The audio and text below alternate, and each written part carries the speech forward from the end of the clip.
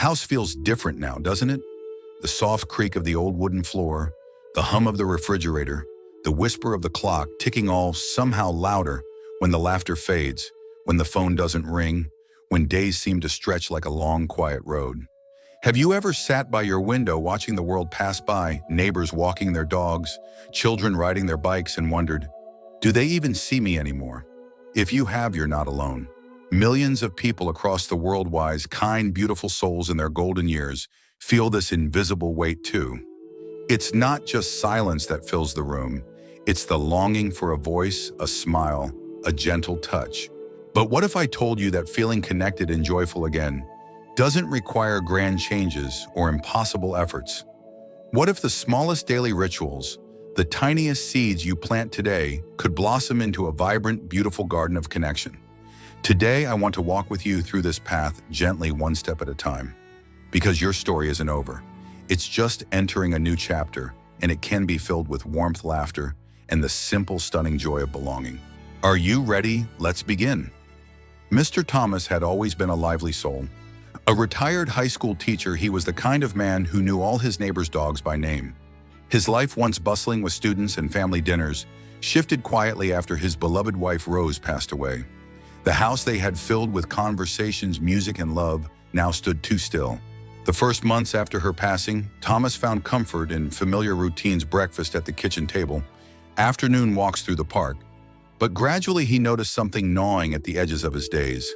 It wasn't sadness exactly, it was emptiness. A sense that the world was moving on faster and farther from where he stood.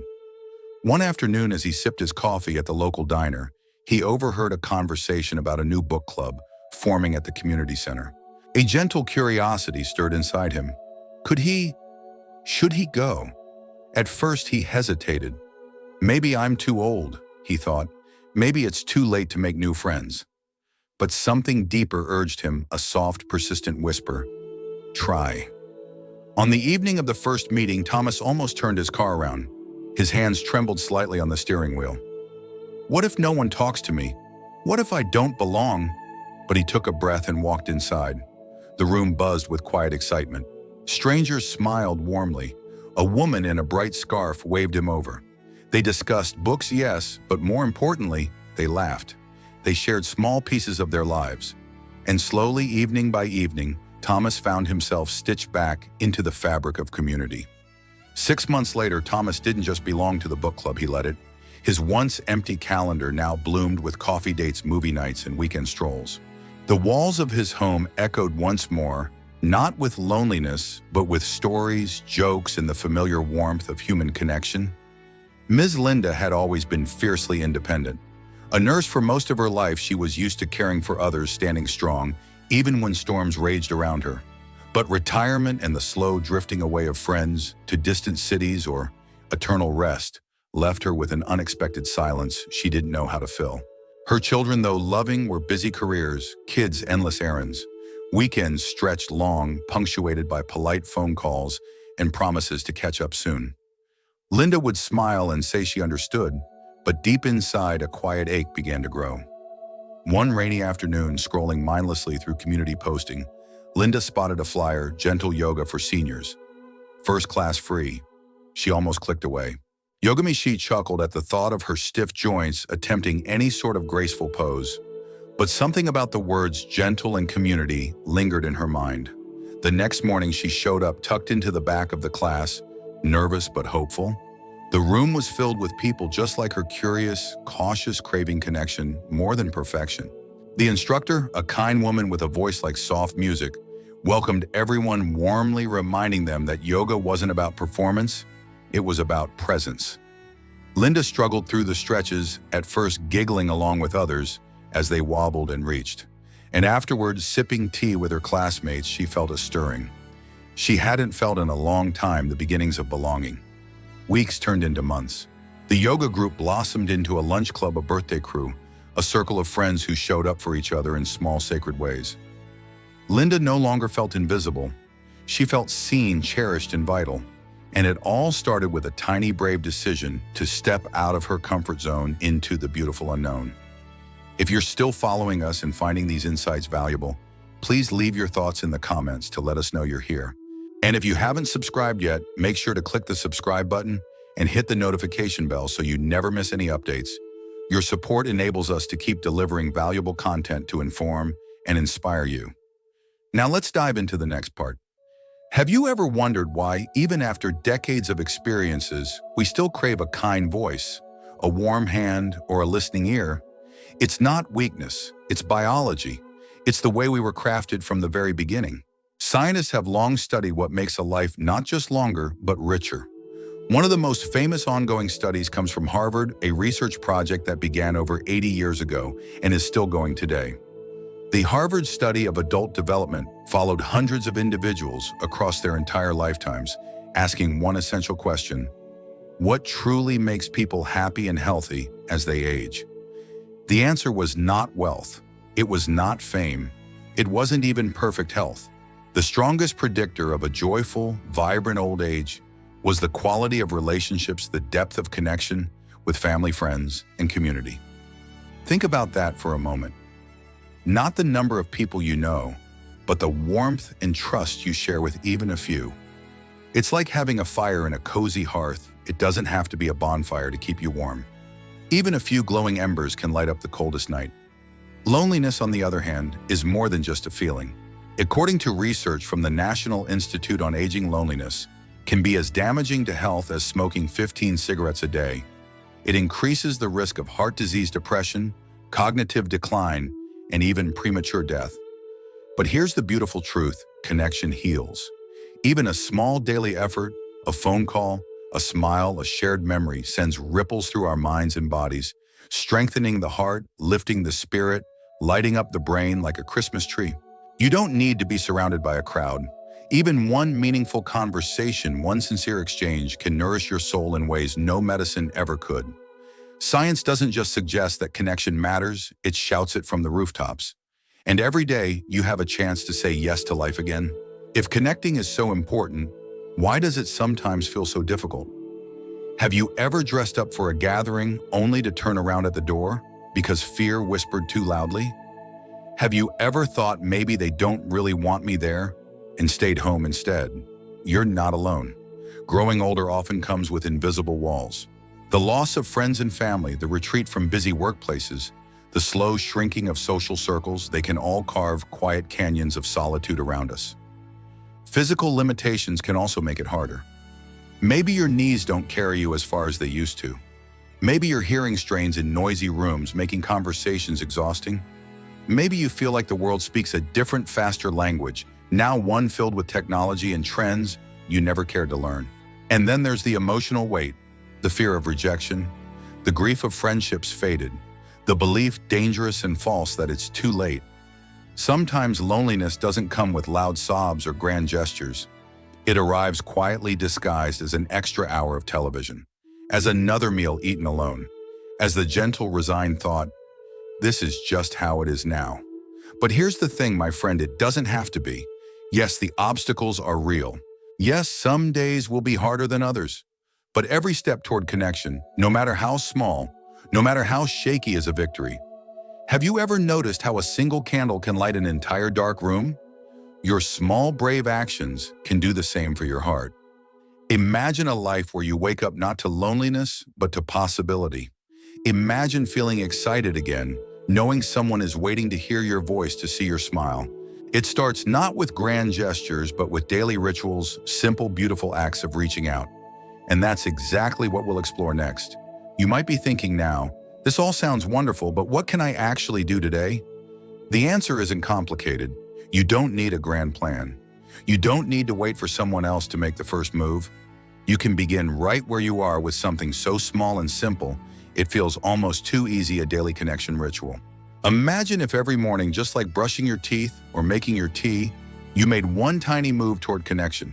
A phone call, a smile to a neighbor, a note slipped into someone's mailbox, a kind comment on an old friend's Facebook photo. Each small act done consistently weaves a stronger thread between you and the world. Here are some rituals you can start today. 1. Morning connection. Check each morning. Take 1 minute, just 1 minute, to think of someone you appreciate. Send them a quick message thinking of you and hoping you have a good day. Even if they don't respond, you've planted a seed. You've sent warmth into the world, and that warmth reflects back into your own heart. 2. The daily smile mission. Whether you're at the grocery store, walking in the park, or picking up your mail, make it a point to smile at 3 people every day. No words needed, just a simple, sincere smile like offering a little sunshine. It's amazing how often smiles return to you even from strangers. 3. The gratitude call.